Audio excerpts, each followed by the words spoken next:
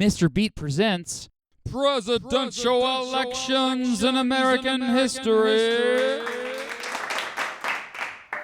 The 9th presidential election in American history took place from Wednesday, November 1st to Wednesday, December 6th, 1820. Oh, it was a weird one.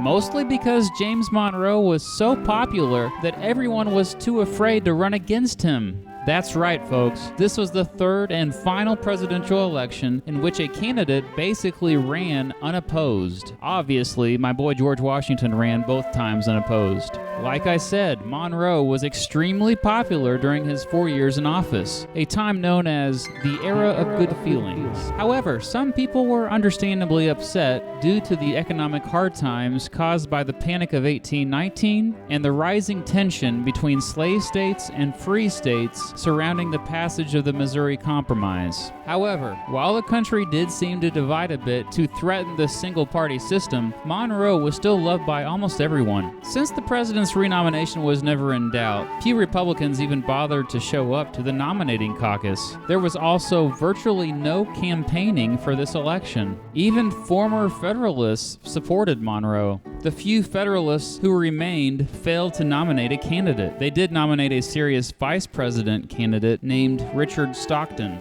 This was the Federalists' last time to participate in a national election. The Democratic Republicans would renominate Daniel D. Tompkins as well. 4 new states, Mississippi, Illinois, Alabama, and Missouri, all participated in a presidential election for the first time in 1820. However, there was a delay with Missouri because it wasn't officially a state yet at the time of the election. There had been lots of arguing in Congress, with some saying Missouri's Constitution violated the United States Constitution. Nevertheless, Missouri's electoral votes would be counted in 1820, despite not officially becoming a state until the next year. And here are the results. James Monroe for the win, obviously.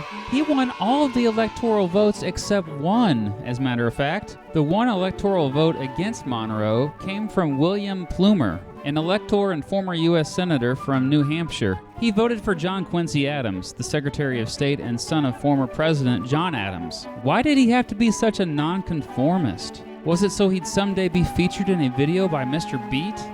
Well, no. Actually, he just thought Monroe was not a good president. Tompkins remained the country's vice president. Monroe and Tompkins didn't get 3 other electoral votes because the 3 electors had died and were not replaced yet. This is why Mississippi only had 2 electoral votes counted, despite the fact that a state is usually always guaranteed 3 electoral votes. As far as the popular vote, Monroe was, popular, of course, getting 80.6% of the vote. 80.6%. 16.1%, pretty much the remaining Federalists, voted for, quote, no candidate. And DeWitt Clinton, even though he didn't officially run for president in 1820, still got 1.8% of the popular vote. It's important to note that more and more states were choosing their electors by popular vote by this time. With the country so united with who they wanted for president and vice president in 1820, the future looked so bright.